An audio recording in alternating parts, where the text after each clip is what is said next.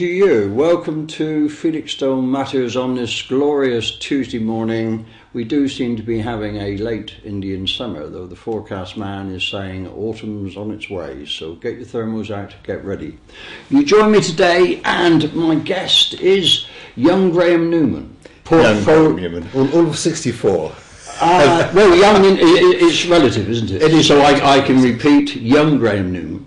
When you have a 10-year-old in the house, it keeps you young. On the basis of you are currently the portfolio holder for education and young people. We call it cabinet member now for education and young people. Oh, yes. Right. Okay. So you actually embrace an awful lot of activity that the county provides, certainly in education. So perhaps. Well, I mean, yes. I think actually quite interesting you mentioned education. Yes. Because of course, actually, this is something which government over quite a long time now, not just the present government, but a previous government has actually been trying to take back under its wing. Yeah. I mean, Lord Adonis, of course, was really the person who started off a widespread interpretation of an academy movement. Yeah, schools being funded direct from the Department for Education. Ably supported by Tony Blair, I remember. Exactly. Yeah. And of course Mr Gove has done some transformational things with that agenda, but what it is leading to is actually less local control really of what goes on in schools.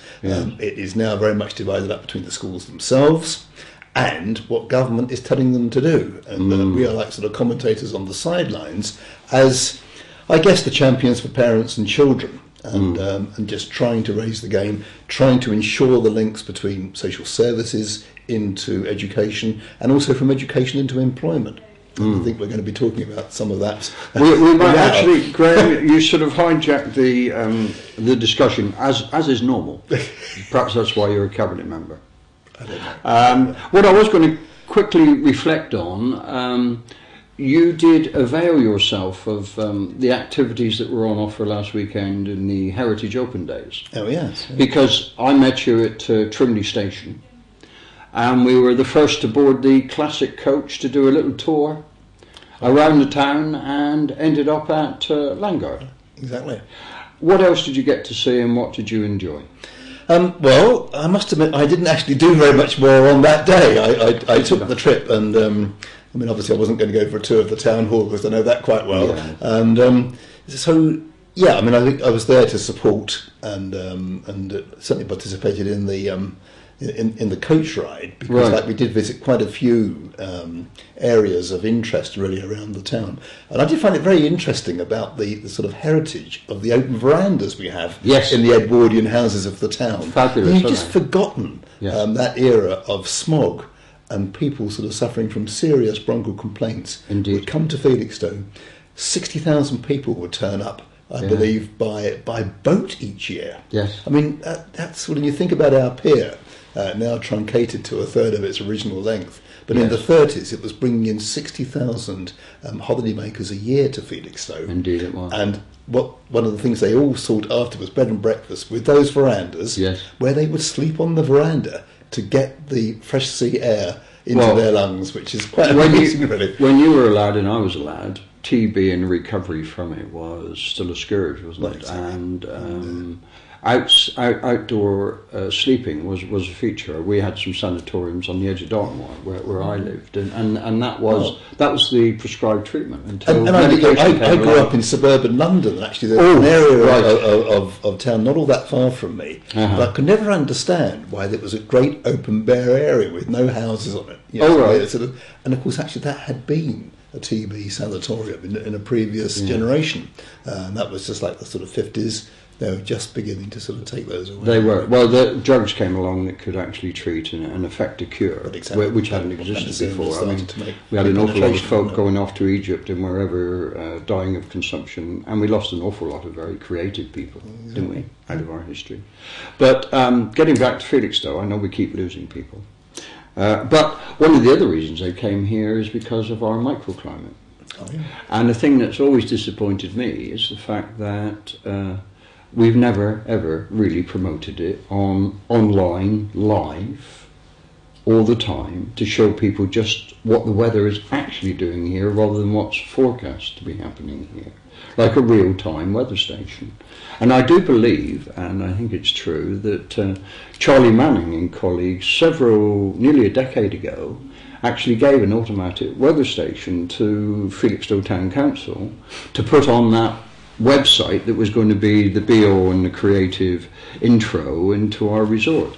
You don't happen to know what's happened to that weather station? I certainly know the weather station. In fact, that's the first time I've ever heard of that particular gift. But it was we have had launch within the past month. The new Visit Felixstowe website, which is like a revamp of before, incorporates obviously this Great Days at the Seaside logo and intent, and does look an awful lot better. But I do agree with you though. About we need real-time weather, even real-time image. One of the things that was very noticeable in this past holiday, where we haven't had a sort of continuous record of good weather. No, but on the 30th and 31st of July, there was a very good weather forecast locally. On the first of those days, the 10:58 train out of Ipswich for Felixstowe was cancelled. The guard refused to take it out of Ipswich because there were so many people on it. And what were they doing? Looking at the weather. Felixstowe to come and take have a nice day on the beach. Absolutely. The next day, Greater Anglia in their wisdom found a 2-coach train to put on for that same service. A friend of mine was on there, counted 217 people. And they'll come. And that happened again in the middle of the month.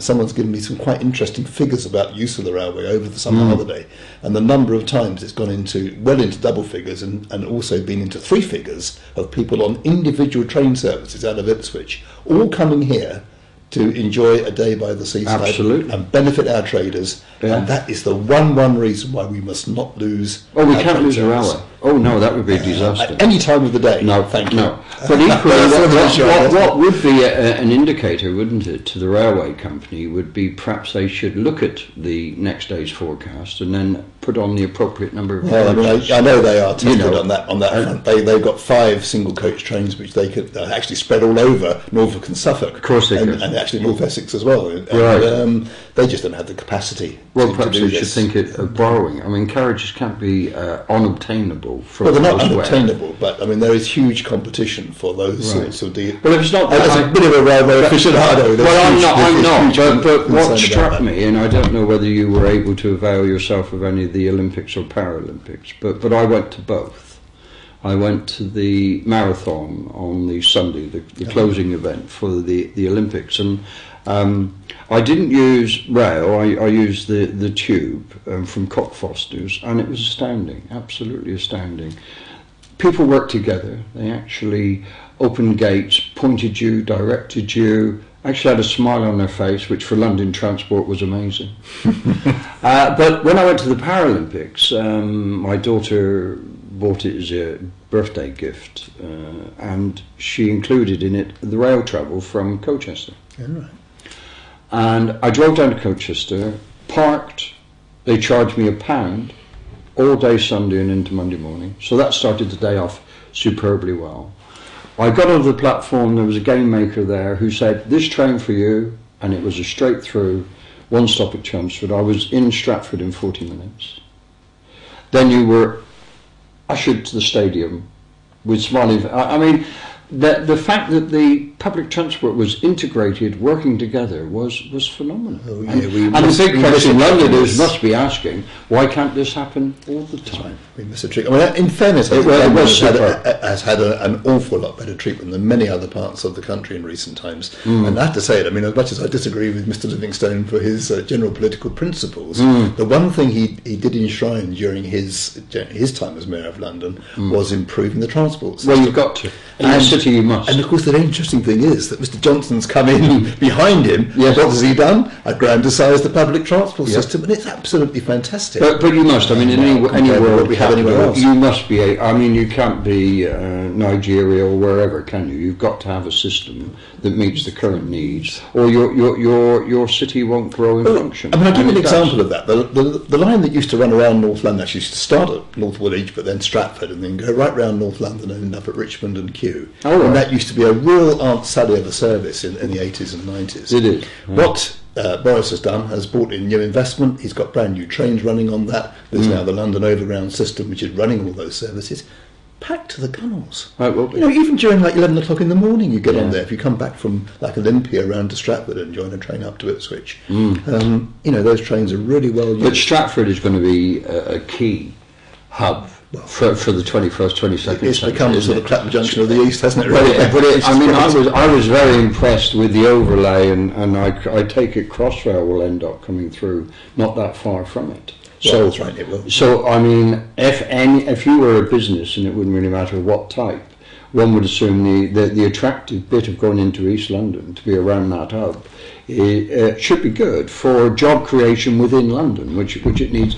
I suppose the downside is that you're going to then have a lot more commuters living in our part of the world, and we need houses for them to live in. We've got to overcome a whole different Exxon route, to be perfectly frank. But I will tell you something very interesting, Mike. Yeah. It's been benefit to people in Felixstowe in a way. If you think of going to Eastbourne for the weekend, I have discovered that if you put into the National Rail search engine, I'd like to travel via Ashford International. Sounds potty when you start, but if you do that, you actually get about a half-price fare compared with going the conventional way from London Bridge or Victoria to Eastbourne. And you go ride on the inland Channel Tunnel service, which does St Pancras to Ashford in 40 minutes. Yeah, I mean, I came back from Hungary, and I had to come in via Margate and across, and it was when the French outfit were running that concession.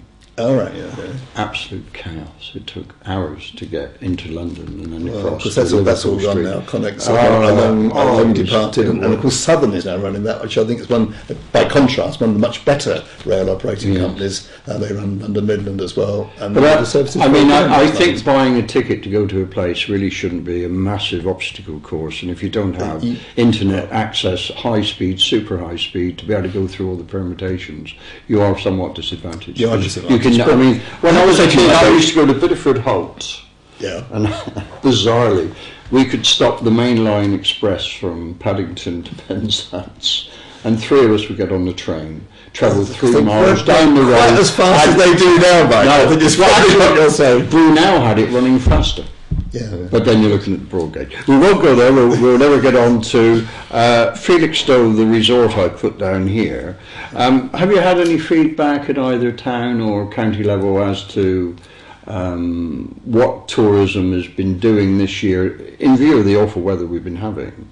There was hope, wasn't there, for growth in that particular economic activity within the county. I mean, it started to be pinned on the Olympics, which I don't think that did not mature at all. No. However, I mean, I think we've had but we've got a subset of events that take place in this town, and it's always been my mission on the town council, either sort of overtly or subvertly, to make that actually that offer is very, very clear in lots of people's minds. Right. It's a vision that is shared by others as well. You just mentioned the Heritage Weekend we just had. Before that, there was Art on the Prom, where we have the... Perhaps we should have a Cultural September. Perhaps we could do that, but it needs us all to come together. Do some drama and theatre in the third weekend. It needs for us all to come together on these things and join up with the traders and with the hoteliers to offer a super weekend in Felixstowe with a variety of events on. It needs to incorporate the Spa Pavilion. Oh, absolutely. Because that is... Well, they had a glorious opportunity on the Heritage Open Weekend, and as far as I know, they didn't avail themselves of it on the basis that, yes, they were doing stage tours, but there was space there in which the Hamdram groups that we have a number of, and very good, could have actually showcased themselves. For more members, but to actually show just how deep and broad that particular... the theatre in our community is actually huge. When you look at the number of bodies, I mean, there's somebody treading the boards or doing the lights or doing the sound, and as we were saying earlier, there's a lot of creative people in Felixstowe. It's a shame we can't get them pointing in one direction long enough to deliver something. And you don't always get this sort of everybody has all the talents required. So in order to make a thing like the Spa work, you need enormous business acumen and sales activity as well. And it would help to get the restaurant working. Well, the restaurant is the absolute showpiece. Well, that's the core to generate your income to cross-subsidise. You shouldn't need to cross-subsidise, really. No, but what you could do, if you created the cash, is to invest, and you don't have the investment money. I mean, they seem to get terrified, don't they, by this big headline figure, you've got to have 8 million to redevelop it. Well, not really. That could come over time. What you really need to do is make use of what exists. And the reality is that actually that money will have to come over time now, yes, because you just won't get that. Absolutely. It'll have to be bit by bit development. But, we need to do a lot of things like being able to get people from the sort of like Compton Gardens down onto the seafront because of the car parking issue, and that's, unless you knock something down, you're not going to do that. Well, if you remember, it was requested by a considerable number of the town council that the Spar Garden redevelopment should incorporate within it a means of conveying people from the prom to the town, and sadly the consultants who were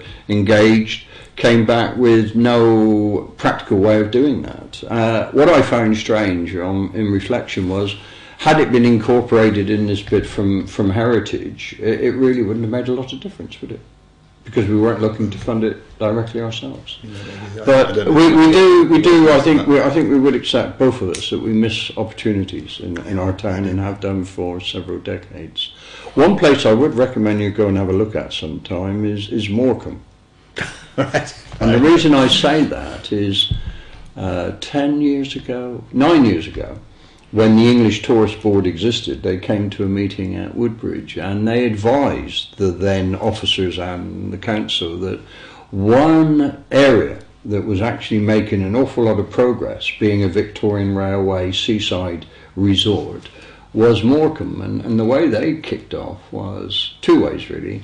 They integrated their sea defences with public art and activity along your prom. So you've got Eric Morecambe doing his bit as a performance space on the prom. You've got wildlife, you've got the stars, you've got a whole range of things that are there for free because they just exist, as a part of sea defences. The other thing they have, and they're supported by Lancaster City in this regards, is every weekend there's got to be an activity in Morecambe. And the one I was there, they were doing a punk weekend. So you can imagine what that was like, can't you? So you had these 40, 50-year-olds, all with the weeks and whatever, dressing out the back of cars. But they booked for the weekend. They come straight from the 70s, I take it. Wonderful. But the point being, that's what fills your hotels, fills your guest houses. The very interesting thing that I heard mentioned the other day was to talk about the Blackpool light switch on, which I know is not Morecambe, but it's just... it's in that area. And £2 million the local authority invest each year in the lights.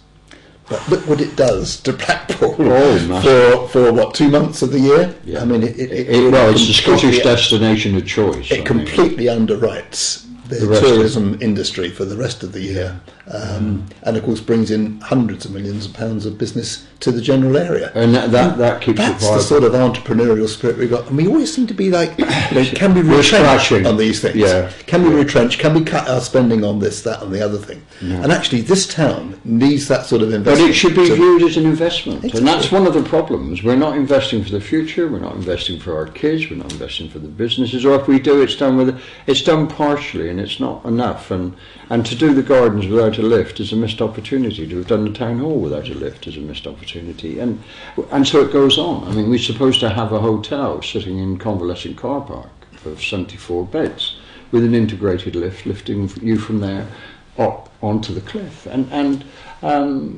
disappointing. But perhaps Felixstowe Future may come up with some means of how it does that. But I mean, they did, as you know, do an exhibition on the Triangle a few weeks ago. And this station went, I think, and covered it. I don't know whether it's gone to air. It has been on air. Has it? Only we did have a little chat with James Joseph and colleagues, and there needs to be a bit more strength and investment and commitment by the traders and the leisure providers and the hotel. I mean, I you may not know, but I spent 8-10 years travelling the whole of the UK and overseas as a service engineer. So you stay in quite a lot of different places, a lot of resorts. And you go to Eastbourne, you go to Brighton, go to Blackpool, you go to Weston-super-Mare, Weston-on-Mud, and these places are actually investing year on year. And what you've got to continually do, as you know, is have something fresh each year. There's another little offer that people will come again because this is something new for them. You retain the good and the favourites, but then they continually renew, don't they? It's not the same. And build on. I mean, yeah, something extra to see, not necessarily you scrap what you did. No, you don't scrap. On the 6th of May next year, but you keep that and you put something else on as well, which is an additional. But I had quite a long chat with the manageress, I think she was, of the Marlborough about 3 years ago, and she was saying they've got a limited amount of the grey market, you know, the market whereby the bus collects from an area, goes to a hotel, and then the bus takes them to all the bits as a base for Suffolk, don't they? Absolutely glorious, and that's what you want. I mean, Eastbourne is packed this time of year with that, and early spring. And it will shortly be packed actually with delegates to the National Social Care Conference. Well, I hope you're one of them and you'll enjoy it. Yes. Actually, give my love to Eastbourne, they do well. In fact, you could go and visit the Redoubt and find out exactly what they're doing on their South Coast Martellos. Because we need to replicate what they're doing here, because following the interest shown in the Heritage Open Weekend in our Martello, the publicly owned one, we really do need to get up to speed on that going forward. But what was interesting, I think, is I understand the Chamber of Commerce is sort of split in some way now. It's there's sort of two rival sort of offers now. There's a sort of a business breakfast club and something else. Are you aware of that change? And well, I know there's doing what to whom and why. You know, because I mean, we had the meeting in the town hall back at the end of May where we were discussing how you know, we could consider the business input really to what goes on in Felixstowe, and that clearly wasn't just members of the Chamber of Trade. So I mean, I'm aware of the fact that there is that extra influence. We're trying to do some of the things which they have asked for as well, particularly around signage. Signage. And I didn't realise the hut's not signed. The hut's not signed. No, I didn't realise. But how about the fact that Undercliff Road West is not actually signed? Really? The only place there's a sign for Undercliff Road West, I think, is at the beginning, opposite the garrison. The Ordnance Hotel. Oh, right. You know, it actually. We should bring in an outsider to it's a major thoroughfair for our seafront. It is. And actually, you know, a stranger would find it hard to know they're in Undercliff Road West. They would. But the thing I was going to raise is... I'm arranging to get some signs done. Good man. That's what I was very conscious of, certainly when I've been to these resorts, in season, out of season, is the bed space providers as a group, and they function as a group. That's the hotels, guest houses, caravan sites, camping sites. They are a big driver in those resorts. They seem to be cooperative. They seem to do, for the grey market, one hotel will put on something on the Monday, another will do it on a Tuesday, another will do it on the Wednesday, so the actual visitor can move and has free access to all of those things. So what you've got is collaboration between the hotels. Now, when I lived in Cornwall, the same thing used to happen. You know, come peak of the season, you go to one guest house, and they were full, they would refer you to one or two or three others. And it's, I don't know, perhaps in Cornwall, Devon and other places, the industry there, that's what they've got to live off, so they've got to have much more dedication to it, and it needs to succeed for them to survive. Perhaps here one of our, not downsides, but realities is that we have all year employment provided by the dock, even if it might be at a low level. So therefore, whether you have the level of spare labour that one would need, or used to have, to promote let's just remember, it could be a consideration. In this town, we've got a 6% figure of young people not in education. Well, that's an idea. The students. A 1% overall unemployment figure. It's a high proportion. So we've got a very low proportion of unemployment. Everyone's thinking, how great is that? Yeah. But you know, within that, the kids. 6% of the kids are not working. No. And I don't know whether they're not working because the money's not right, or if they're not working because they don't have a job opportunity. No. And one we can definitely attack is whether there's the job opportunities about the things which we've just been talking around. Well, true. I mean, when I was in the Air Force at RAF Locking, doing some training, I availed myself of employment, and I was the deck chair provider and trampoline supervisor, and it was really exciting because it was in the summer of love. Do you remember? Summer of love. Oh no, you're too young. I've got all the records. But it was a superb time, and the biggest sort of sector that provided employees into Weston-super-Mare through the season were students. And they came and they sort of got a caravan together, big numbers, and they had a great summer, but they also made some money to help them through uni or college or whatever they were doing. But it was, studies finish, let's get into the tourist market. And perhaps that's what we should be looking to be doing or encouraging our students to do. But then one would assume the employers also need to be having the faith in doing that as well. And so perhaps and we need to generate the market. We need to prime the market. We need to, we need to catalyse the market, don't we? We do. And I think where, I think a lot of work's got to be done. And actually, you go to Haverhill, just in this county, never mind Cornwall and Devon, the town council take control of that agenda. I think they should, personally. And I think we should be there. Because you've got to be close to the base. I mean, it's not just a question of looking after cemeteries and allotments, in my view. No. As important as that is, we need to have that, particularly now in the situation in which, it's going to be more difficult to get support from the district council at the end of the day. And they're 15 miles away. A lot of the admin is actually going on from Lowestoft now. Well, it's as far from here to Lowestoft as it is from London to Brighton. I know. And it's a long way. And I think we should be getting the control of these local initiatives here in this town and not Well, I would have thought there's no reason at all, if we're going to farm out back office, which is what is continually said, that the total resort management shouldn't devolve back to Felixstowe. And that's basically done with adult social care. Absolutely. We've brought it back to this town. And it needs to. And people are beginning to, there's not a lot of money about. I'm not trying to say that it's brought any money with it. No. But we're getting more direct and more immediate solutions for people's problems, and that's actually what you need. But you need to be got back on your feet. To be able to do that, you've got to have the local knowledge, and you're not going to have the local knowledge unless you're local. It's sort of self-evident. It's not rocket science. That's why the people who are doing this are based in Queen's Road. So really, we could look at the fact that currently, because we're a resort, we get streams of income that other parts of the district don't get. We get beach hut income, which must be considerable. We get car parking income.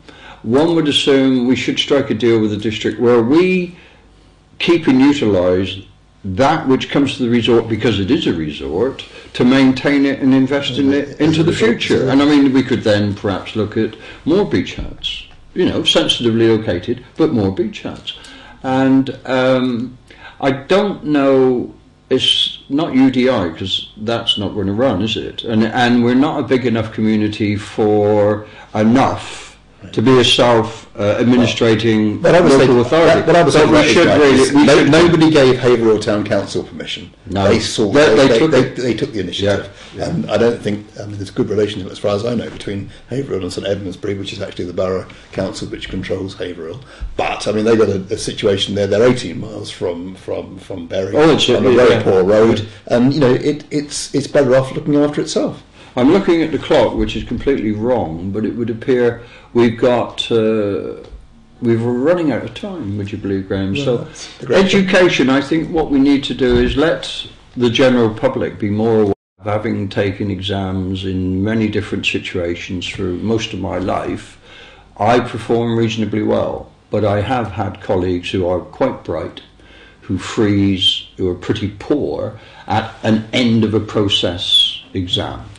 And I think my great concern is that being true, and it's true of quite a lot of people, if their lives are going to be stymied because though they've done very well through a period of a particular subject and then it came to the end point and they performed badly in the final exam, then their life and career is undoubtedly not as good as it could have been had you had some form of assessment. And the assessment is best made by the tutor who's actually imparting that knowledge. You've undoubtedly been in the experience in a learning environment where there have been people around who undoubtedly know the subject better than you do, but come the exam indicate that they know it less well than you do. And I suppose what it will do, it will usher in a period of massive crammers, won't there, like the Chinese and the Japanese and the Americans do, just to cram it in, to hold it there long enough to get it on paper, and then it disperses off into the rest of the planet. Well, I could possibly accept that what you just said was totally the story, were it not for the fact that the countries that you just mentioned there are those at the top of the international. Oh, I don't dispute. I don't manufacturing dispute. Just about any category you can look at, you know. Yeah, but I accept they may be. Well, that's perhaps a place we need to go. You know, but do we? I mean, the question is, education is actually education for life, isn't it? And we seem to have moved latterly into not education but training and tick box education, and the only way you can not have that is if you have the resources to buy a private education, because there you're taught to be curious and how to satisfy your curiosity. And I'm really worried. I mean, having spent a lot of time in the Air Force and been trained by them, they had a specific need of what their training was, and it was that you could do your job as effectively and as well as it could be done. But it wasn't education, it was training, and I'm just wonder how we differentiate between those two things, because the children we're training today, or educating today, are going to have a much rougher road than you and I had, on the basis that they will have to be very adaptable. They're probably going to be doing at least 3, 5, 7 different types of jobs in their lifetime. Their lifetime of employment or business will be far longer than ours have been, of necessity. So therefore, they really need to be better educated, don't they? Or more curious. Well, I mean, the situation we've got at the moment is we've got lots of employers, say the children or young people coming to them for employment, particularly at 16, are just not business ready, often can't write a simple email or a letter to a customer. I couldn't disagree. Can't add up and things like that. So clearly the present certification process is not meeting the needs of employers, and therefore isn't really meeting the needs of those young people either, because they're not going to expand, given those once you've got that sort of label, you know, it takes you years to shake that off. I mean, you've spoken about an interesting era in which people did a lot of private study or yes, I did. I went to night school, and it was available to go to. Exactly. And it's not. And of course it's not now. And what actually happens after 16, if you leave school at 16 without qualifications, you try and re-enter the market through the sort of foundation learning setup. You know, it really needs a major shakeout, in my view, because it's worse than what you had when you were at school. And actually, what you need is some rather special help to get you back to where you need to be. You know? I could disagree. Anyway, I think we're being signalled that we should have probably wrapped up 2 or 3 minutes ago, and our viewers got to go off and cook their lunch and bake their bread and go and have a swim today. I would, if I were you, because the weather is glorious. So I think what we need to do, Graham, is to book another Felixstowe Matters, where perhaps we talk about education in the round, and specifically within Felixstowe. So perhaps we could discuss the academy and the free school and the primary, do the whole bit, and perhaps get somebody else in, a teacher perhaps, and have a little chat around that. I mean, if you felt comfortable with that, I'm sure Felixstowe TV is capable of arranging that, particularly in this new studio setting. Have you seen how they've changed things? Oh, it's been changed around. Yeah, it's interesting. So thank you very much, Vera. I hope you enjoyed what you've seen, and if you're seeing this retrospectively, call into the station with any comments or concerns you may have. Thank you very much for joining us. Bye-bye.